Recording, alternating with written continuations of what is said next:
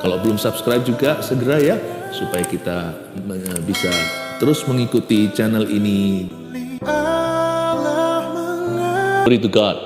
Saya akan cover satu topik yang sangat penting karena hal ini penuh dengan pewahyuan Bapa. Tapi kalau kita tidak menyadarinya, antara kita ekstrim satu tidak melakukannya, lalu kita nggak punya hubungan dengan Tuhan, atau kita melakukannya hanya sebagai liturgi atau ritual agamawi, tapi tidak pernah sepenuh hati. Pengakuan dosa itu sesuatu yang jarang dipahami sesungguhnya, meskipun banyak dilakukan. Manusia tidak tahu apa yang merupakan kehendak Allah soal pengakuan dosa. Tapi kalau kita baca di surat Yohanes yang pertama, 1 Yohanes pasal yang ke-1, ayat 3 sampai ayat 5 sampai ayat yang ke-10. Dari sini kita akan belajar, kasih judul, pentingnya pengakuan dosa. Ambil catatan, kita akan belajar firman. Ya.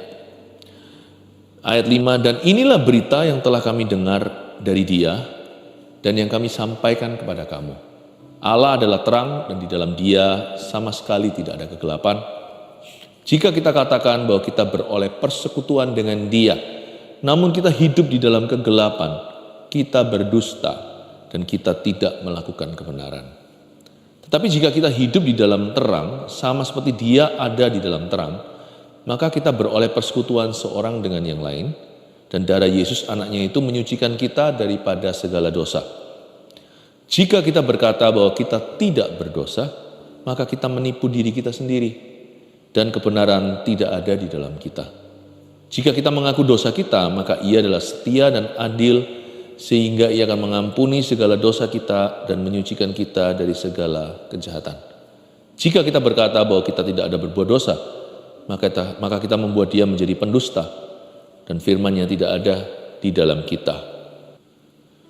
Tapi yang pasti, dalam hubungan kita dengan Allah yang butuh say I'm sorry, yang perlu minta maaf dari waktu ke waktu kalau memang kita berbuat salah, sengaja atau tidak, itu selalu pihak manusianya, karena Allah kita itu suci dan Dia tidak pernah berbuat dosa.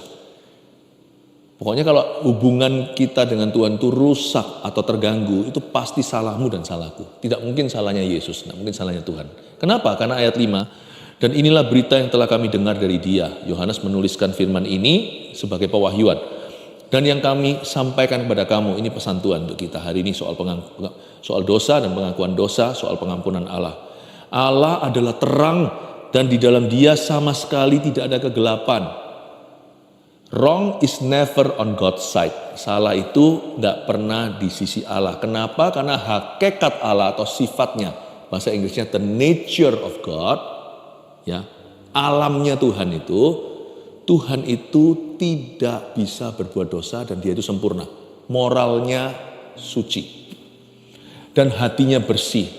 Apapun perasaanmu, perasaanku, sepahit apapun hidup ini, sebesar apapun salah orang kepada Anda, ingatlah bahwa di ayat 5 jelas-jelas dikatakan, Allah adalah terang, di dalam Dia sama sekali tidak ada kegelapan.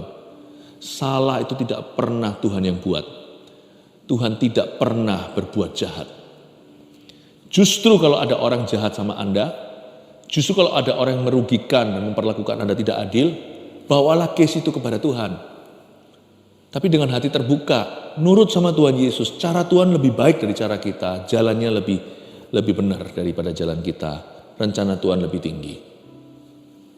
Tapi jangan pernah sekali-kali kita menuduh Tuhan, sebab Tuhan tidak berbuat dosa. Malah justru manusia itu perlu introspeksi. Kalau kita suka menuduh Tuhan, kita harus introspeksinya 2 kali lipat. 1, what's wrong with me? Kok sampai aku bisa berbuat itu? 2, what's wrong with me? Apa yang salah dengan saya? Kok saya sampai bisa-bisanya kecewa sama Allah? Kok bisa-bisanya sampai berani menuding Tuhan? Harus double introspeksi, evaluasi 2 kali. Dari sini kita tahu di ayat 5, Allah tidak pernah berbuat dosa. Justru Allah lah yang mengampuni dosa. Makanya waktu Yesus berkata, hai si lumpuh, dosamu sudah diampuni. Orang Farisi yang gak percaya Dia Tuhan, menganggap Dia menghujat. Siapa kamu? Karena hanya Allah yang bisa mengampuni dosa. Yesus berkata, mana lebih mudah? Berkata, hai lumpuh berjalanlah atau dosamu sudah diampuni. Tapi supaya kamu tahu bahwa anak manusia ini anak Allah dan Dia berhak mengampuni dosa. karena Yesus adalah Tuhan, bangkitlah si lumpuh dan berjalan. Tercenganglah mereka. Habis kata-kata, akhirnya mereka hanya ingin membunuh Kristus. Dari sini kita tahu bahwa Bapa di sorga dan Tuhan Yesus yang berhak untuk mengampuni dosa. Karena Bapa tidak pernah berbuat dosa. Dosa tidak pernah ditemukan, bahkan dusta di mulut Kristus. Jadi kalau kita minta pengampunan dosa, kita harus datang kepada Dia yang suci. Ayat 6. Jika kita katakan bahwa kita beroleh persekutuan dengan Dia, namun kita hidup di dalam kegelapan, kita berdusta dan kita tidak melakukan kebenaran. Ayat 6 ini menunjukkan kepada kita bahwa ada orang Kristen yang ngaku-ngaku. Ini yang disebut dengan false claim. Ada orang yang mengira bahwa dia beres, dia betul dengan Tuhan, bahwa dia punya persekutuan dengan Tuhan. Ada orang-orang yang mikir begitu, ada orang-orang yang klaim begitu. Aku ini punya hubungan dengan Tuhan. Makanya ayat 6 dikatakan, jika kita katakan, kita uji dulu bahwa kita beroleh persekutuan dengan Dia. Kalau kita ngaku-ngaku kenal sama Tuhan, kenal sama Dia, bahkan dekat apalagi, tapi faktanya berbeda. Namun kita hidup di dalam kegelapan, kita bohong. Orang itu bohong, kita berdusta.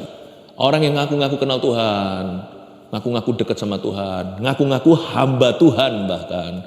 Tapi kalau kehidupannya itu dalam kegelapan, orang itu berdusta. Dan dia tidak melakukan kebenaran. Tapi ayat ini bicara lebih dari itu. Yang dimaksudkan orang yang hidup di dalam kegelapan adalah orang-orang yang aktif berjalan dalam dosanya. Bukan hanya dia nggak mau bebas, malah bangga. Dan malah bisa membuat excuses atau alasan-alasan mengapa dia begitu. Nah, orang yang begini disebut sebagai orang yang hidup dalam kegelapan, atau bahasa Inggrisnya orang yang walking in the dark. Orang yang berjalan di dalam kuasa kegelapan. Yang seperti ini, kalau dia ngaku kenal Tuhan, kalau dia ngaku-ngaku bahwa Yesus hidup di dalamnya, jangan percaya. Tak peduli jikalau orang itu pun seorang hamba Tuhan. Tanpa kecuali kami ini yang clergy, orang-orang yang berprofesikan sebagai pendeta, apalagi jangan banyak di antaramu mau jadi guru, karena hukumannya ganda, karena kita diuji dengan standar yang lebih tinggi.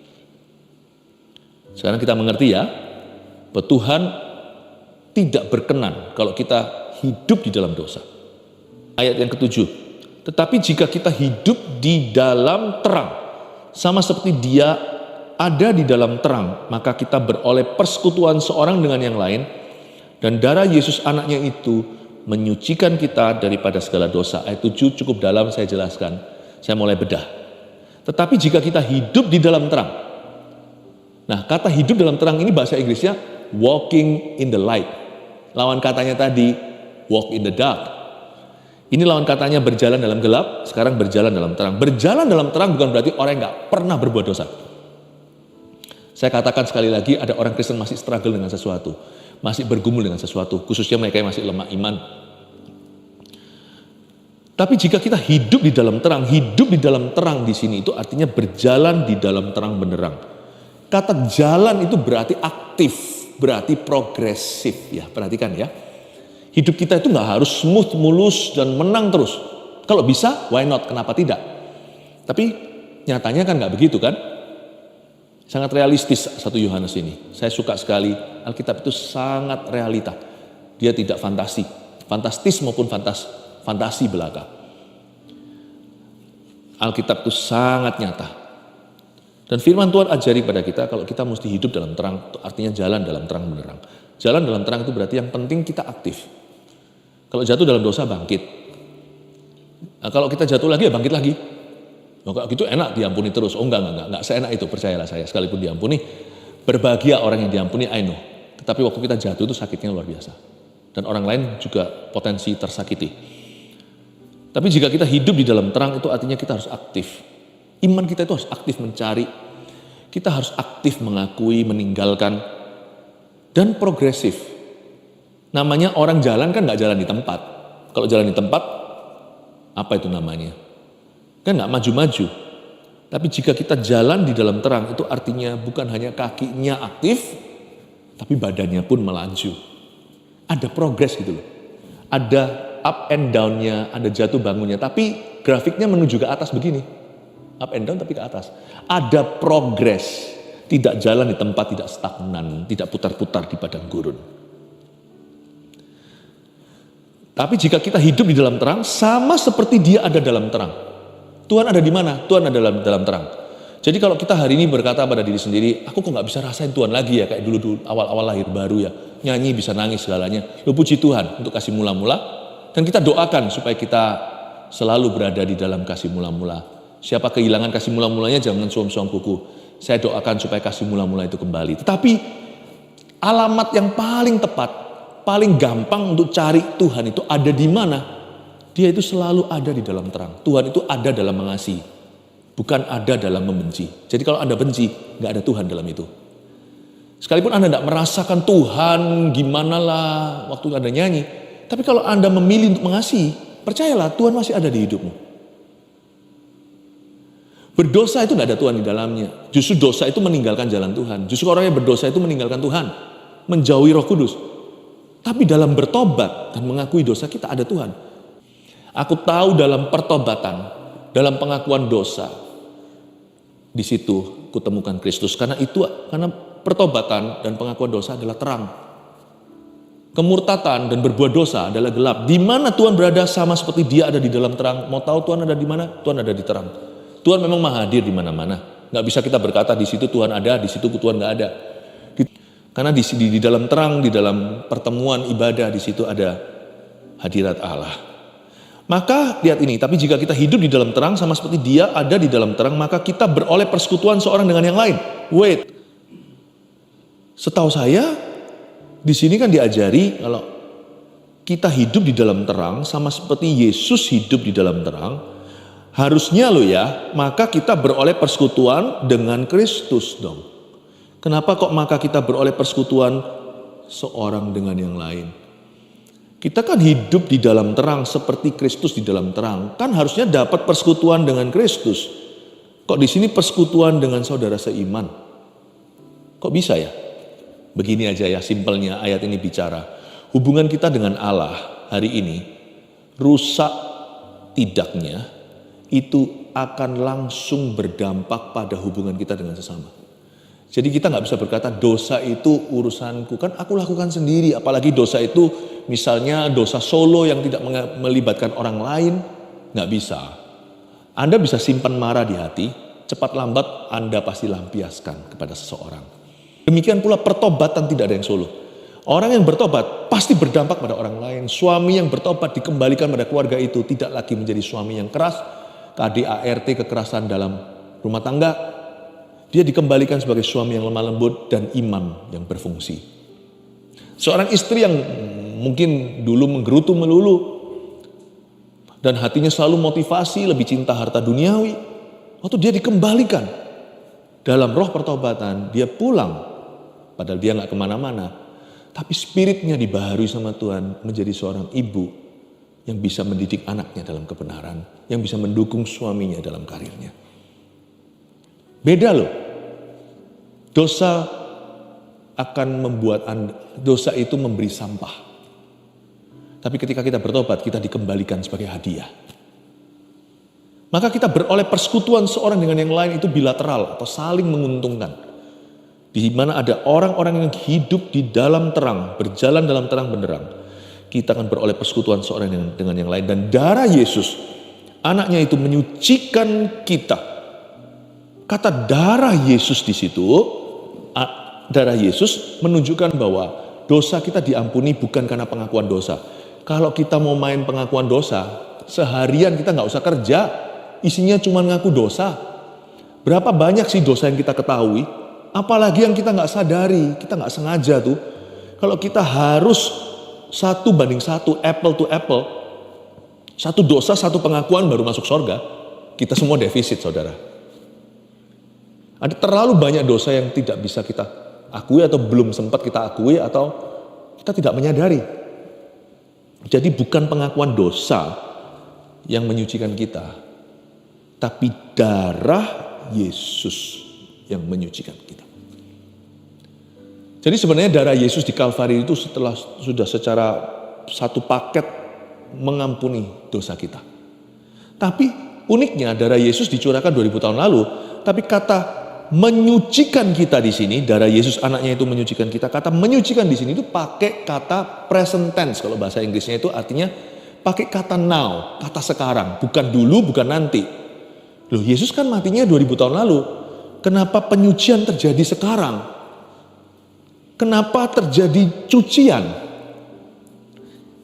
Berarti di sini kita tahu bahwa sekalipun darah Yesus sudah mencakup semua dosa kita, ada dosa-dosa yang kita ketahui dan sadari, mesti kita sengaja datang ke hadirat Allah, mengakuinya agar Tuhan menyucikan kita dari itu. Disinilah fungsi pengakuan dosa. Saya sebut itu the sin of all sins, atau the sin of the day, atau dosa hari itu. Dosa yang mewakili dosa yang lain. Makanya itu dikatakan, saya ulang lagi ya, dan darah Yesus anaknya itu menyucikan kita daripada dosa itu. Betul? Bukan. Daripada segala dosa. Jadi kita nggak perlu akui semua dosa kita, tapi ada satu dosa yang kita sadari, dan Roh Kudus kejar itu. Dan hal itu kita jangan tentang Tuhan. Dan kalau kita sungguh-sungguh mau mengakui itu kepada Tuhan, yang lainnya juga turut dibasuh. Biasanya ada dosa yang merupakan nenek moyangnya hari itu. Dosa yang adalah pintu. Dan kalau dosa sin of all sins atau dosa hari itu, kalau itu sudah ditanggulangi, yang lainnya mengikuti, turut dibasuh, dan setannya pun turut lari. Karena kita nggak mungkin bisa mengakui semua dosa kita. Bisa-bisa kita nggak bisa ngurusi hal-hal lain, sudah terlalu banyak ya kan. Semoga Anda bisa menangkap ini pewahyuan yang sangat mendalam. Kita berkata bahwa kita tidak berdosa, maka kita menipu diri kita sendiri dan kebenaran tidak ada dalam diri kita. Ayat 8 ini, mana ada sih orang yang mengaku dirinya nggak berdosa? Rasanya jarang ya, kalau ada pun kita merasa orangnya kurang waras. Tapi yang dimaksud di ayat 8 ini adalah pretentious repentance atau pertobatan setengah-setengah atau yang pura-pura. Ini bukan orang yang ngaku nggak pernah berbuat dosa. Saya ulang lagi, jika kita berkata bahwa kita tidak berdosa, maka kita menipu diri kita sendiri dan kebenaran tidak ada di dalam kita.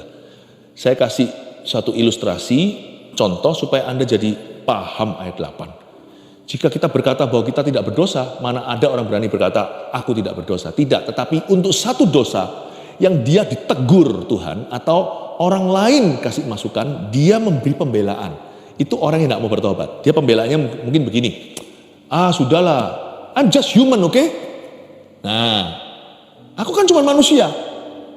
Siapapun bisa membenci, aku nggak tahan. Kalau kamu digitukan, kamu juga pasti seperti aku. Kamu pasti akan kesel, kamu pasti akan jengkel, kamu pasti akan dendam. Nah itu, loh dikasih masukan kok malah justru bisa defensif.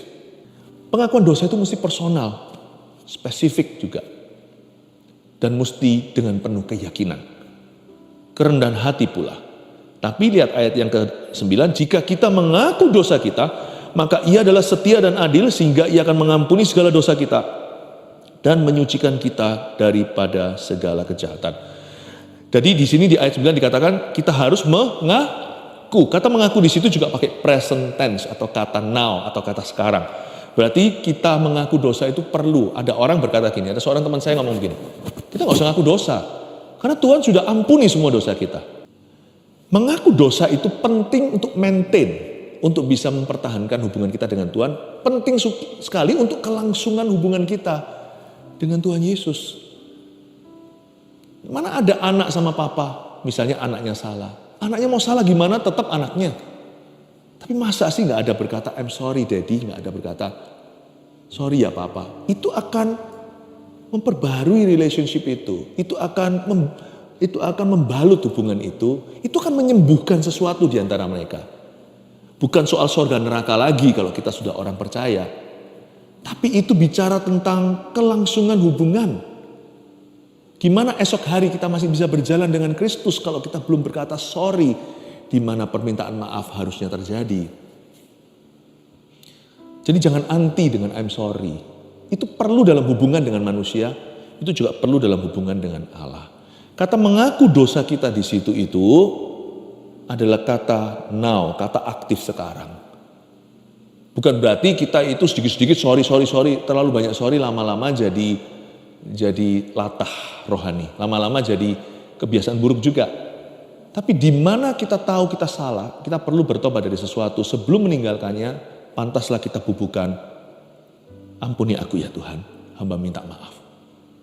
Seperti Daud di Mazmur pertobatannya. Jika kita mengaku dosa kita, maka ia adalah setia dan adil. Setia dan adil, Tuhan pakai dua kata. Setia itu kasih lah, adil itu cengli. Itu bahasa dialeknya, bahasa Hokkiannya. Tuhan itu tahulah apa yang perlu dipulihkan dalam hidupmu. Percayakan Tuhanlah yang namanya departemen divisi disiplin yang harus kau terima. Atau pemulihan apa yang dia pandang baik boleh terjadi di hidupmu. Tugasmu hanya mengakui dosamu dan meninggalkannya. Tuhan itu setia dan adil, percayalah karakternya, hakikat Allah tidak berubah. Tuhan itu kasih dan Tuhan itu cengli. Tuhan itu setia, yang pasti gini loh, kita itu punya Tuhan yang tidak menginginkan kejatuhan kita. Kita punya Tuhan yang tidak menikmati hukuman atas kita. Kita itu punya Tuhan yang tidak marah-marah, kita punya Tuhan yang tidak enjoy punishing his children, yang tidak bisa enjoy menghukum anak-anaknya. Percayalah bahwa dia itu lebih ingin memulihkanmu daripada Anda ingin dipulihkan. Tuhan itu setia, artinya sifatnya itu sifat ayah yang paling mulia. Dan dia itu adil, dia tahu persis porsi apa yang perlu pulih sekarang, yang perlu nanti. Jadi jangan takut, kalau Anda bertobat, Anda mengaku dosa, serahkan jiwamu kepada Tuhan sekalian. Lalu setelah itu, yang konsekuen dengan kata-kata pertobatannya, jangan jatuh lagi. Lanjut terus apapun konsekuensinya, sekalipun kau dipandang sepi, sekalipun rasanya kok semuanya belum kembali, tetap jalan dalam kebenaran. Karena pengakuan dosa itu tidak ada artinya tanpa pertobatan yang sejati. Terakhir, jika kita berkata bahwa kita tidak akan berbuat dosa, maka kita membuat dia menjadi pendusta dan firman-Nya tidak ada dalam kita. Disclaimer-nya, Yohanes menekankan sekali lagi bahwa ada orang-orang yang pura-pura kenal Tuhan seperti yang tadi saya jabarkan. Orang seperti itu, firman tidak ada di dalam kita. Kata firman di sini adalah logos, yaitu Yesus Kristus. Jesus does not live in them. Tapi kalau Yesus hidup dalam seseorang, seperti Anda dan saya, namun kita jatuh bangun dalam dosa, kabar baiknya, barang siapa berdosa, akuilah dosamu dan tinggalkan. Tuhan akan meninggalkan berkat bahkan untuk Anda. Tuhan akan membuatmu disayang. Tak ada orang yang mengakui dosanya dibenci oleh Tuhan. Malahan disayang oleh Yang Maha Kuasa. Pentingnya pengakuan dosa, 3 poin sebagai penutupan. 1, dosa yang diketahui namun tidak diakui merusak hubungan kita dengan Tuhan. Inilah rangkuman yang kita pelajari di saat teduh bersama hari ini. Ya, dosa yang gini yang merusak hubungan dengan Tuhan. Kita tahu itu salah, kita lakukan, lalu kita sembunyikan. 2, hubungan kita dengan Tuhan langsung berdampak pada hubungan kita dengan sesama. Tidak perlu saya jelaskan lagi, sudah jelas tadi. 3, pengakuan dosa yang sungguh-sungguh dan apa adanya mendatangkan apa? Bukan hanya pengampunan, tapi pemulihan juga alias berkat.